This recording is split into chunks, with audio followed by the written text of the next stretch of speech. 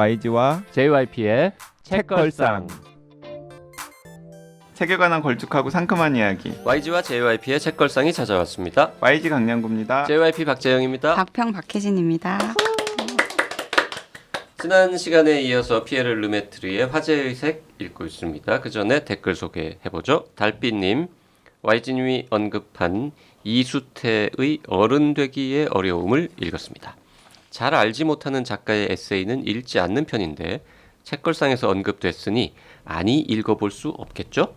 최근에 가게를 시작해 체력적으로 너무 힘들어서 책도 몇 페이지 못 읽고 쓰러져 잠들기 일쑤였고 하루하루 고민도 쌓여갔는데 이 책을 읽으니 뭔가 안정되는 느낌이 들었습니다.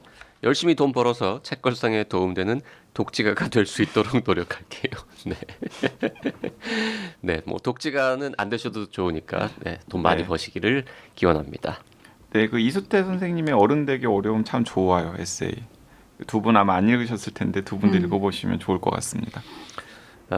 읽어보고 싶은 마음이 없진 않지만 YG가 읽으라고 저에게 던지는 책이 너무 많아가지고 지금 우선순위에서 밀리고 있습니다. 재밌는 게 그 이수태 선생님이 굉장히 독특하신 분인 게요. 건강보험공단에서 오랫동안 공무원 생활을 하셨던 분이에요. 그러니까, 예, 정년하셨어요. 예, 그러니까 그래서 그러니까 공무원 생활인으로서 이제 계속해서 이제 공직에 계시면서 틈틈이 이제 일터에서 있었던 일, 일터에서 만났던 사람들과의 얽힌 이야기, 그리고 자기가 읽었던 책에 대한 이야기들을 이제 풀어놓은 에세이가 어른 되기 어려움이고요.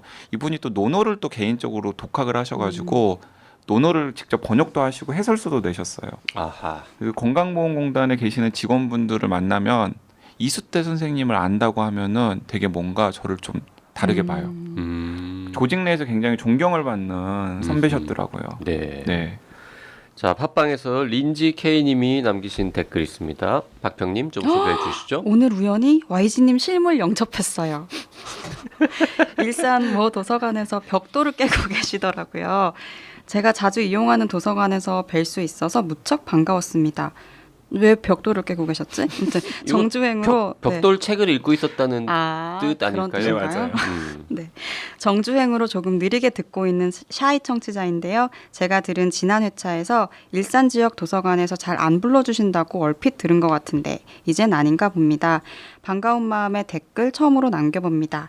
잠시 도강했는데요. JYP님의 개그가 그리웠습니다. 어쩐지 안고 빠진 찐빵 같달까요? 청취자 부작용 같네요. 네. 벽돌 책을 읽은 게 아니라 뭔가 저 강연 같은 거를 하신 모양인데요. 지금 내용을 보니까. 여기 그래서- 그 있는 대화도서관 벽돌 책 깨기 프로젝트. 네, 그 이제 고양시에 있는 대하도서관이 있는데 거기서 이제 벽돌책 깨기 프로젝트라는 기획을 하셨어요. 원래 기획을 하시고 실제로 강사로 처음에 참여하셨던 분은 이제 도서평론 하시는 이건우 선생님이신데 이건우 선생님이 갑작스럽게 경희대학교 특임 교수가 되신 거예요. 그러면서 강사를 할 사람이 없어져 버린 거죠. 그러니까 본인이 기획을 하셔가지고 강연도 쭉 이끌어 오셨는데 그래서 땜빵이 필요했고. 땜빵이 필요했는데 마침 책이 어떤 책들이었냐면 사피엔스랑 제러드 다이아몬드 총균세 같은 책들이 예정돼 있었어요. 그래서 그 이건우 선생님이 자기 핸드폰에 있는 리스트를 한번 쭉 훑다가 만만하고 이런 책들을 읽었을 인간을 찾아가지고 도서관에 강량구라는 애한테 땜빵을 맡겨야 되겠다라고 아마 말씀을 하신 것 같고 그래서 제가 긴급 투입이 되어서 벽돌책 깨기 프로젝트를 지금 하고 있어요. 매주 월요일 오전마다 하고 있는데 정말 제가 놀랐습니다. 이 린지 K님도 이제 그 자리에 계셨다고 그랬잖아요. 그러니까 아실 텐데 한 30명에서 40분 정도가 매주 월요일 10시에 거기다 모이시는 거예요. 그분들은 그 벽돌 책을 읽고 네. 사피엔스 같은 경우는 1부부터 4부까지 있는데 4부? 네. 3부 말고? 4부 있어요. 1부, 2부, 3부, 4부. 사피엔스 책 한 권이 1부, 2부, 3부, 4부로 나뉘어져 있어요. 책의 한 네. 권에 4부. 네. 그래서 이제 4번에 걸쳐서 이제 그 책을 읽으시는 거예요. 1부를 읽고 강연 한번 듣고 2부를 읽고 강연 한번 듣고. 그래서 1부, 2부는 이건우 선생님이 하셨고 3부, 4부를 저랑 같이 읽었는데 저는 너무 놀랍더라고요. 그 월요일 아침 10시에 거기에 꾸역꾸역 모이셔가지고 책을 직접 읽고 오신 다음에 또 그 책의 해설도 듣고 본인이 좀 이해 안 된 건 질문도 하시고 그래서 그 사피엔스 끝나고 나서는 저는 청균세보다는 제로드 다이아몬드가 쓴 문명의 붕괴라고 하는 또 벽돌책이 하나 있는데 그걸 읽는 게 또 재밌을 것 같아서 한 번 또 같이 읽었어요. 그것도 4번에 나눠가지고 5월달, 6월달에 같이 읽기로 해서 격주마다 지금 그런 걸 하고 있습니다. 네. 그 정말 교양 시민들이신 것 같네요. 네, 진짜 정말 깜짝 놀랐어요. 네. 그런 분들 앞에서 그 사피엔스 같은 책 해설하려면 굉장히 부담스럽겠습니다. 아 근데 뭐 책을 안 읽어오신 분들 같으면 이런 내용이 있어요라고 좀 말할 수 있는데 이미 다 읽으셨는데 뭐라고 더. 그래서 저의 약간 전략이 있죠. 어떤 전략이냐면 책 얘기를 잘 안 해요. 책은 여러분들이 읽으셨으니까 책을 읽으시다가 약간 이해가 안 되는 것들만 저한테 물어보시라고 하고 저는 좀 그 컨텍스트 같은 걸 좀 설명을 해드리고 사피엔스를 쓸 때 유발 하라리가 좀 틀린 내용 그런 것들을 제가 막 언급을 해주죠. 네. 이건 연구 성과를 좀 반영하지 못한 것 같다라든가 이건 유발 하라리가 뭐 오해를 한 내용인 것 같다. 이런 것들을 제가 이제 언급을 해주죠. 그래서 JYP님의 개그가 그리웠나 봐요. 개그가. 유발 하라리를 디스한다 이런. 네, 디스하는 거죠. 사실 그 유발 하라리가 되게 대단한 것 같은데 저랑 나이 차이도 별로 안 나고. 맞아, 예전에 얘기하셨어. 질투. 넌 하라리냐, 난 양구다. 뭐. 질투심에 사로잡혀서 지금 약간 객관적인 판단을 못하는 게 아닌가. 아닙니다. 아 근데 제가 그 린지케이님 댓글 보고서 네. 좀 그랬죠. 야 이거 무슨 내가 JRP를 데리고 다닐 수도 없고 이게 사람들이 원하는 건 JRP랑 같이 하는 만담이잖아요. 만담. 제가 이 얘기를 사석에서 듣고 YG한테 그렇게 말했어요. 빨리 YG가 셀럽이 되라. 셀럽이 되어서 어디 한번 가면 강연료를 한 1,000만 원씩 받는 이런 셀럽이 돼서 날 데려가라. 그러면 내가 그 프로그램을 진행을 하고 옆에서 약간 이렇게 개그 좀 던져주고 해가지고 나는 20%만 줘라. 당신 800 가지고 나 200 주고. 저한테 묻어가겠다는 얘기잖아요. 지금 2대 8이면 묻어가는 건 아니죠. 그냥. 아니 나도 20%는 줘야지. 나도 가서 일을 이 양반 다 먹으려고. 1,000만 원에 20이잖아. 자, 어차피 절대 일어날 가능성이 없는 상황에 대해서 네, 저희끼리 낄낄댄 것입니다. 로또 당첨되면 뭐 할 거냐 뭐 이런 수준의 이야기죠, 이거는. 그래서 린지케이님이 중간에 어떤 분이 되게 실망스러운 표정을 지으시면서 나가시더라고요. 그래서 제가 오늘 강의를 내가 잘 못하고 있나 이랬는데 그분이 린지케이님이 같아요. 네. 안고 빠진 찐빵. 좋은가봄님, 방금 YG의 책 이게 뭐라고 방송 듣고 왔네요. 어떤 책으로 방송을 하실지 무척 궁금해서 기다리고 있었는데 책에 대한 궁금증은 해결이 되었고 역시 요약 정리의 재능과 다식의 역량을 발휘하시며 방송의 주도권을 움켜쥐고 진행하시더군요. 괜히 뿌듯했습니다. 아이를 친구 집에 부모 없이 처음 보냈는데 너무 기분 좋게 잘 놀고 갔다는 친구 부모님의 칭찬을 듣는 기분? 크크. 괄호 제 경험의 한계 랄까? 네. 책걸상 1부에 30분이 늘 아쉬웠는데 우리 책걸상도 시간이 늘어나서 충분히 말씀들 하셨으면 좋겠다는 생각도 들었습니다. 책 이게 뭐라고 듣고 책걸상 와서 댓글 다는 이상한 짓을 하는 사람이 되어버렸네요. 경쟁 방송에서의 YG의 활약 엄지척입니다. 네, 감사합니다. 너무 탁월한 비유이신 것 같아요. 진짜 비유 천재. 네.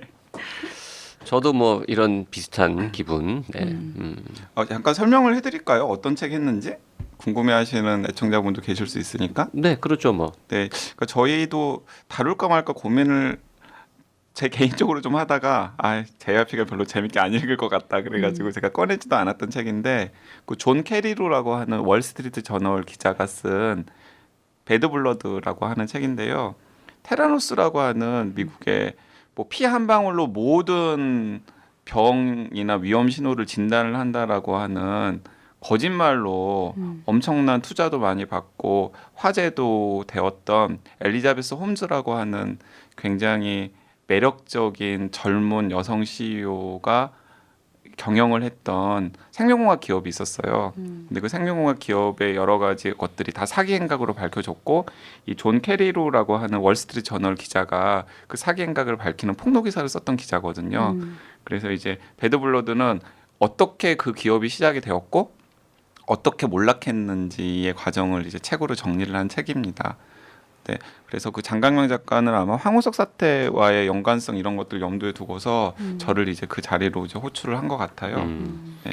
그래서 월스트리트 저널에 뭐 이름이 뭐라고요? 존 캐리루. 캐리루가 있다면 한국에는 강양구가 있다 이런 이야기를 본인이 뻔뻔하게 스스로 했던 거죠. 네, 그래서 그리고 요조 선생님이 앞에서 저를 보더니 되게 뭔 저런 인간이 다 있나 이런 표정으로. 근데 요조님이 그거를 몰랐던 거 아닐까요? 그 YG가 황우석 사태를 거의 제일 처음 그 촉발한 폭로한 아셨던 기자라는. 것 같아요. 왜냐하면은 네. 이제 그 기획회의 간단하게 하실 때 당연히 왜 강량구라는 사람을 불러야 되냐라고 그거를 물었을 아셨으면은 예, 월스트리트에는 저놈, 한국에는 나 이렇게 얘기해도 뭐 그냥 그러려니. 뭐 보통은 그렇게 생각해도 월스트리트는 저놈, 한국은 나 이렇게 얘기 잘 안 하니까. 네, 그러니까 보통 뭐 제가 뭐 거기에 비교할 만 하나요? 뭐 이런 식으로 네, 얘기를 경향 하죠. 뭐.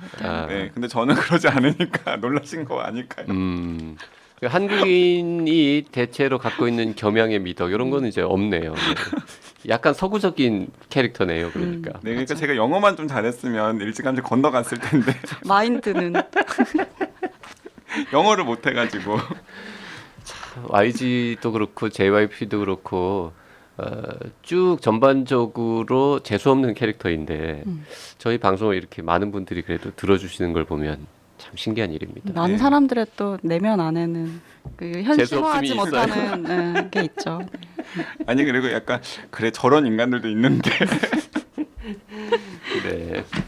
잭시님 종이동물원 시뮬라크럼 나름 재밌게 봤는데 박범신 세대에서 빵 터졌네요. 박범신 세대라는 게 어떤 맥락에서 나오는지 잊어버렸는데. 그러니까 저도 그냥 얼핏 기억이 나기를 그 종이동물원의 어떤 이제 시뮬라크럼인 것 같은데 그 소설이 마치 좀 약간 고전적인 그런 느낌이 좀 있다 이런 얘기를 했던 거 아닐까 싶습니다. 네.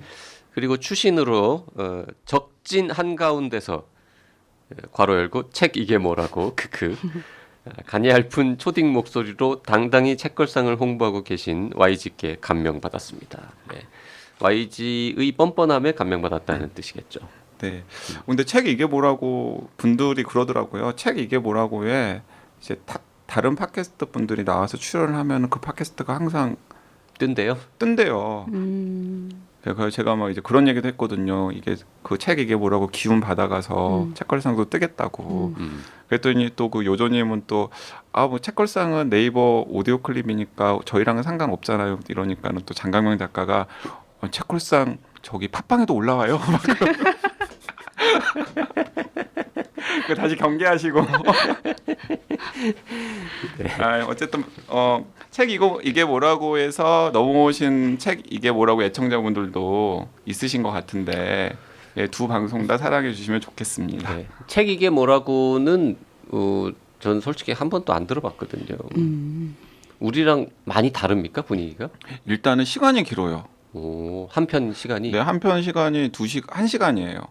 그러니까 2시간을 일단 책 한 녹음하더라고 권으로? 책 한 권으로. 근데 책 이게 뭐라고랑 책걸상이랑 비교적 다른 많은 팟캐스트들 중에서 좀 비슷한 게 그 분야가 다루는 책의 스펙트럼이 넓어요. 네. 그 장강명 요조 두 분도 책을 다 읽고 오시는. 네, 일단은 제가 이번에 확인을 했어요. 아하. 두 분 다 일단 책을 읽으시는 것 같고 그런데 이제 책 이게 뭐라고는 21세기 북스라고 하는 출판사에서 어쨌든 기획을 해가지고 운영하는 거잖아요. 제작비가 많군요. 네, 그래서 책걸상보다도 훨씬 더 뭔가 체계적으로 움직이는 것 같고, 네, 스태프들도 이렇게 쫙 이렇게 여러분이 계시고, 사실 책걸상은 YG와 JYP 그리고 박평과 HB 기타 등등 여러 사람들의 재능 낭비로 만들어지는 프로그램이거든요. 네, 재능 기부 아니고 재능 낭비.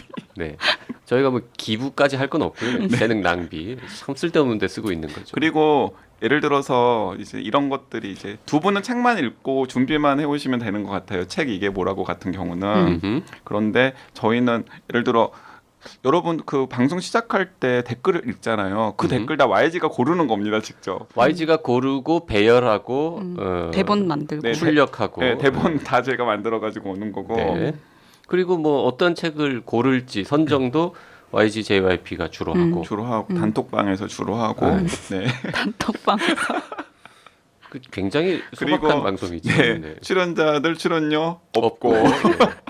출연료 없습니다. 네. 네. 주로 이제 그 점심 시간이나 뭐 저녁 시간에 걸리면 밥 한 끼 사드립니다. 네. 그래서 약간 출연 요청할 때 되게 군색하게 요청하고 처음부터 말씀드리죠.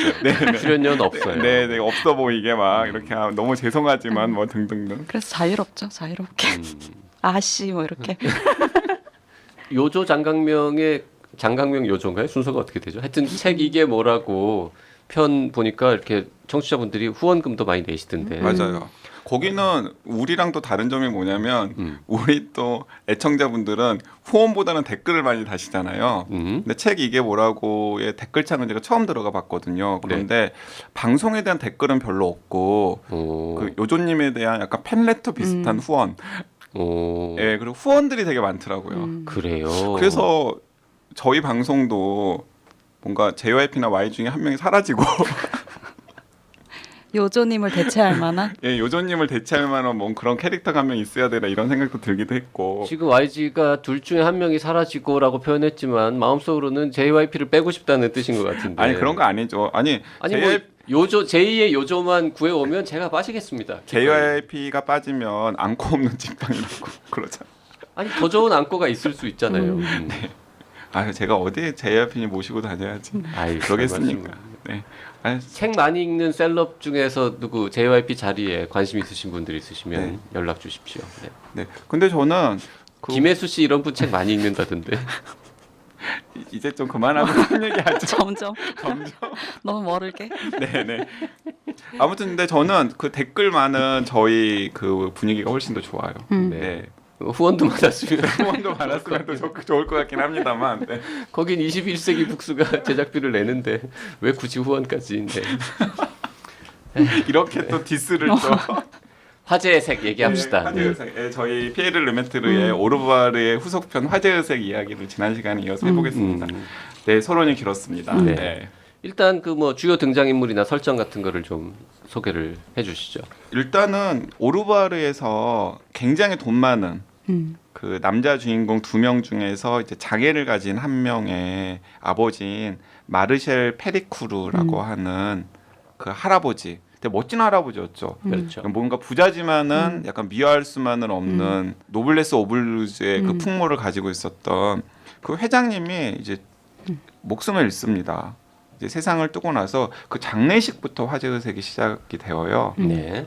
그런데 이제 그 마르셀 페리쿠르라고 하는 회장이 죽으면 당연히 재산을 상속을 받는 사람은 그 오르부아르에서 나왔던 뭐라 그럴까 좀 방정치 못한 네.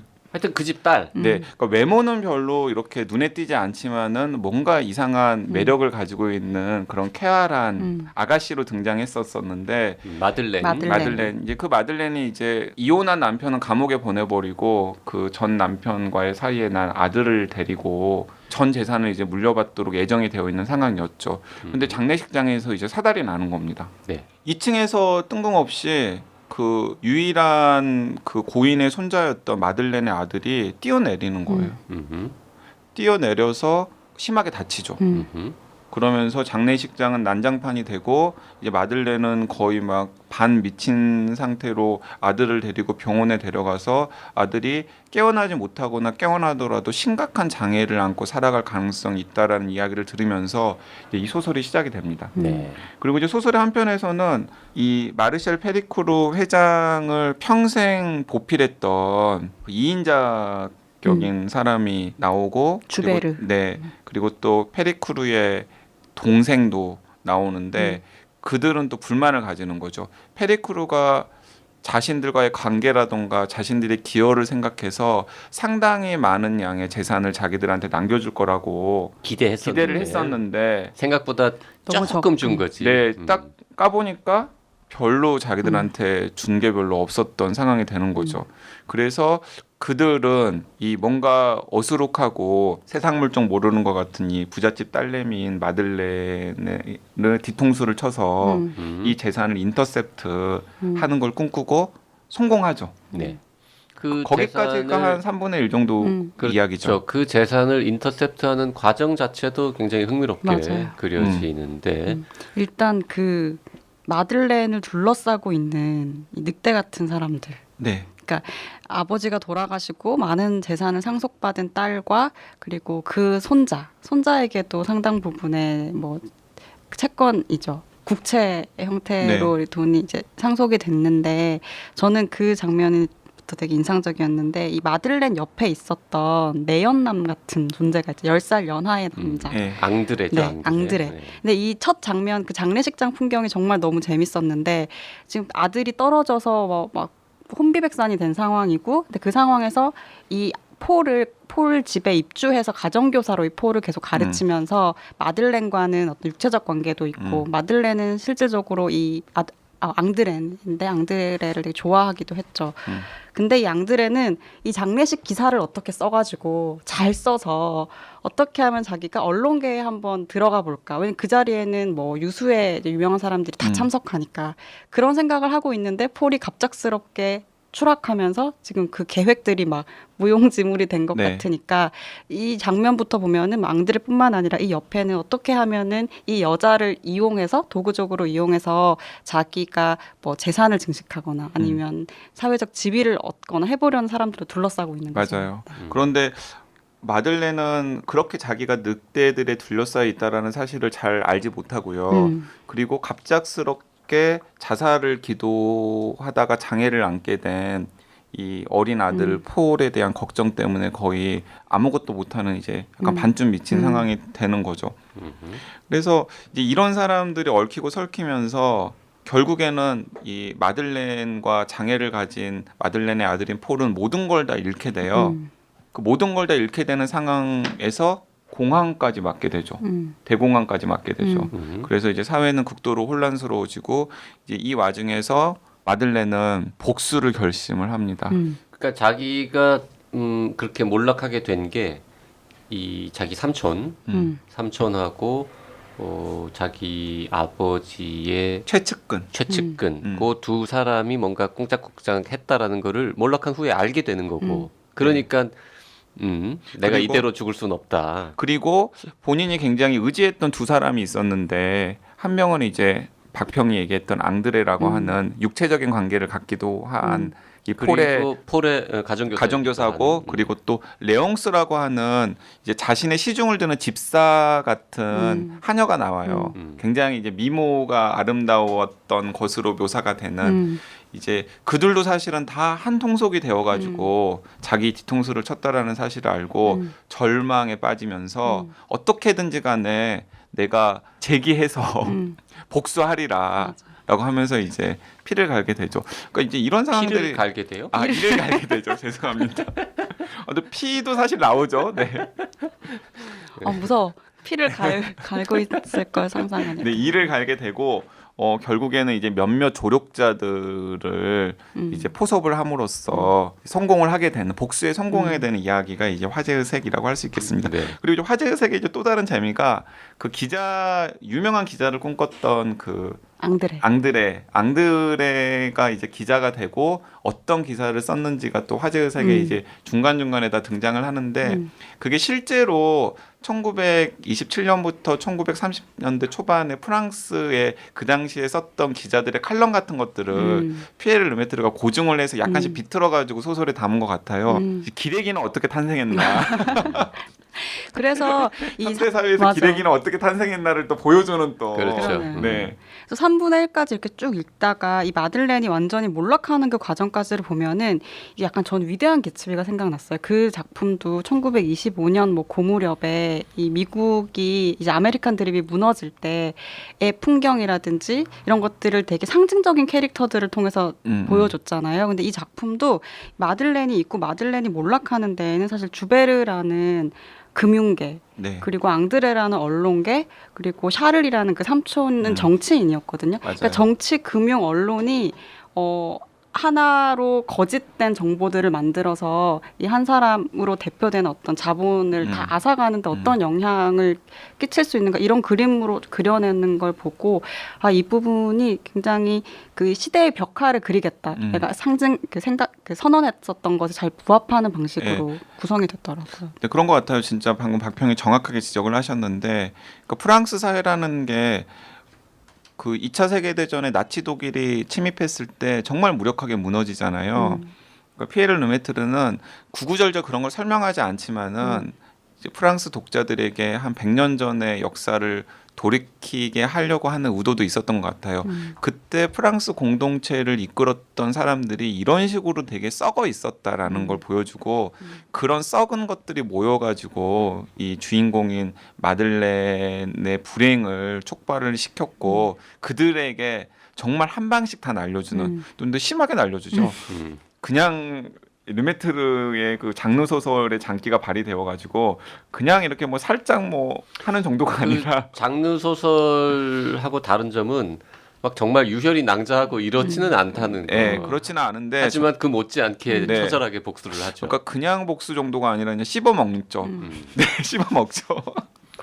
그 아까 이제 기레기는 어떻게 탄생했는가 뭐 이런 얘기 하셨는데 제가 줄쳐놓은 부분 중에 하나가 그 관련 부분이 있어요. 그 앙드레 그 기자 지망생에 관한 서술인데요. 이 청년은 기자 일을 하기에 필요 불가결한 두 가지 자질을 갖추고 있었다. 자기가 전혀 알지 못하는 주제에 대한 얘기를 늘어놓고 자기가 보지 못한 사건을 묘사하는 능력이 있었던 것이다. 야, 이건 뭐 기레기에 대해서 아주 그냥 정확하게 핵심을 찌르는. 네. 우리도 다 네. 다 그쪽 계열이지만 막 약간 찔렸잖아요, 그죠? 네. 흠칫했죠 저는. 그래서 이 책이 약간 불편했나? 진실을 말하고 진실을 있어서. 말하고 있어서.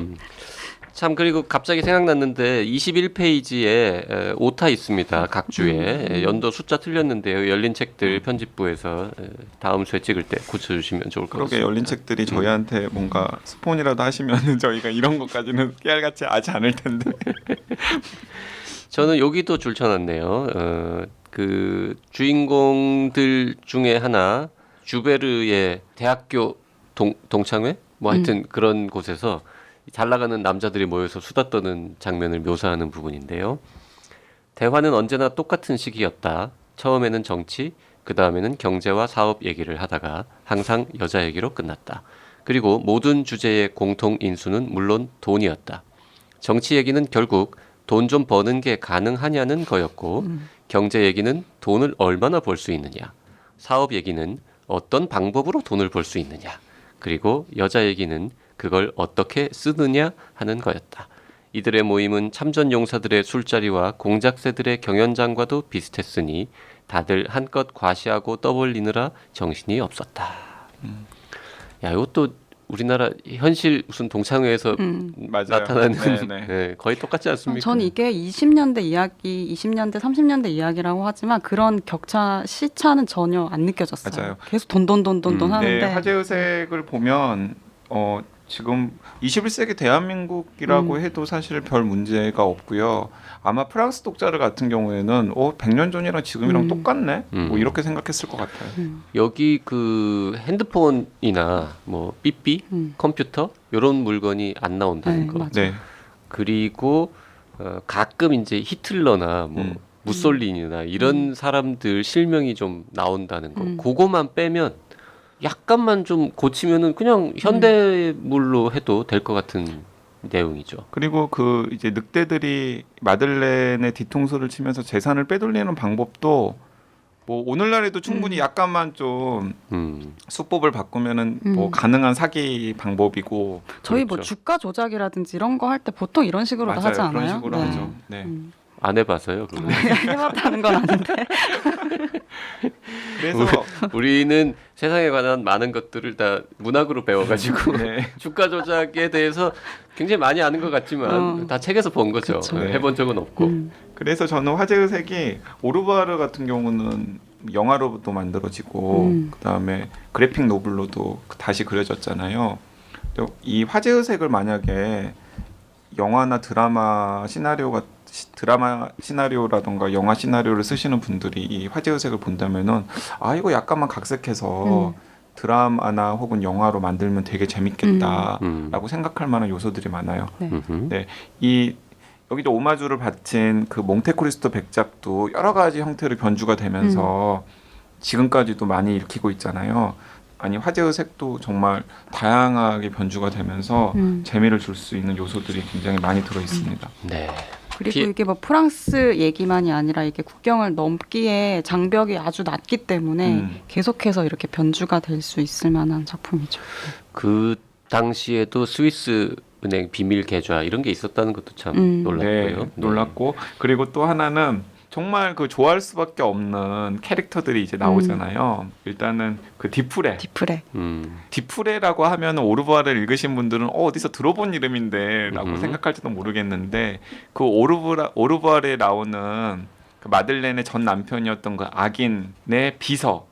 굉장히 진짜 그 주인이 말할 때 상관이 말할 때 찍소리도 못하고 그냥 시키는 대로만 했던 그 디프레가 무정부주의자로 변신해서 화제의 색이 나오고 그리고 놀랍게도 그 마들렌의 복수에 가장 기여를 하는 조력자로 나오죠. 네.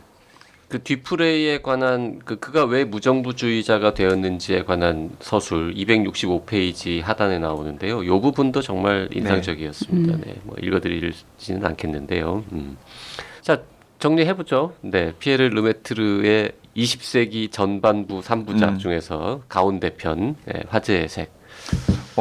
이게 또 책걸상의 묘미인 것 같은데 저는 혼자서 책을 읽을 때는 오르부아르보다는 못하다라는 생각이 들었는데 오늘 두 분이랑 만나서 이야기를 나눠보니까 장점이 많은 소설이군요. 잘 쓴 소설이네요. 네. 이렇게 이야기할 거리들이 풍부하고 이야기할 거리들이 이렇게 풍부하고 실제로 읽어보면은 정말 그 지난 시간에 댓글 소개한 블루포유님께서 밤을 새서 읽었다라는 말씀을 하셨잖아요. 근데 그 정도로 스토리에 흡입력이 있고 또 오늘 대화를 나누다 보니까 그런 재밌는 스토리 속에서 당시의 시대상을 재현하는 여러 가지 요소들을 해놓았고 그것이 그 시대에만 딱 갇혀 있는 것이 아니라 지금 이 시점에서도 곱씹어볼 만한 내용들이 많이 있다라는 점에서 훌륭한 소설인 것 같네요. 재미있고 훌륭한 소설. 네. 그 솔랑주라는 이제 또 이 가수 맞아요. 소프라노? 저는 그래서 이제 그런 쪽이 완전히 문외한이어가지고 감히 찾아볼 생각을 못했는데 뭐 오페라 가수에 대해서 좀 조예가 있으신 분들한테 좀 약간 롤모델로 삼을 만한 그런 오페라 가수가 있었을까 한번 물어보고도 싶더라고요. 그러게요. 네. 디바. 네. 예. 여기 디바도 한 명 굉장히 중요한 인물로 나오는데 폴의 연인이자 멘토. 네. 연인까지는 뭐 하여튼 뭐 어쨌든 영혼의 연인. 네. 하여튼 뭐 이래저래 충분히 재미있는 간단합니다. 뭐 JYP도 600쪽이 넘는 책인데 기꺼이 읽은 다음에도 잘 읽었다. 내가 이런 거는 읽어줘야지라고 생각하는 책이다. 그러면 뭐 거의 끝난 거죠. 그래서 이렇게 되는 것 같아요. 오르부아르를 재밌게 읽으셨던 분들은 화재의 색은 읽을 수밖에 없고 그리고 화재의 색을 처음 읽으신 분들은 그 자체로 너무 재밌어요. 그러니까 도대체 이 책에서 언뜻 언급이 되는 이 사람들의 지난 이야기가 너무 궁금해서 오르부아를 읽게 될 것 같고 자 어차피 오르부아를 안 읽고 화재의 색을 먼저 읽었다 그러면 궁금해서 앞에 책을 읽을 수밖에 없어요. 근데 그래도 무방해요. 화재의 색만 읽어도 사실은 스토리가 완전히 독립적으로 완결이 되기 때문에 어차피 앞에 것도 읽으실 거기 때문에 그냥 오르부아를 먼저 읽으시고 그 다음에 요거 보는 게 좀 더 낫지 않겠습니까? 네. 그리고 이제 이렇게 읽으면은 또 저희는 어쩔 수 없이 그 루이즈가 주인공인 또 3부를 기다릴 수밖에 없는 상황이 되죠. 자, 3부가 나올 때까지 책쿨상이 계속 방송이 될지는 뭐 알 수 없습니다. 네, 그렇지만 어쨌든 기대됩니다. 네. 자, 오늘 피에르 르메트르의 화재의 색 읽어봤습니다. 여기까지 하죠. 네, 감사합니다. 고맙습니다.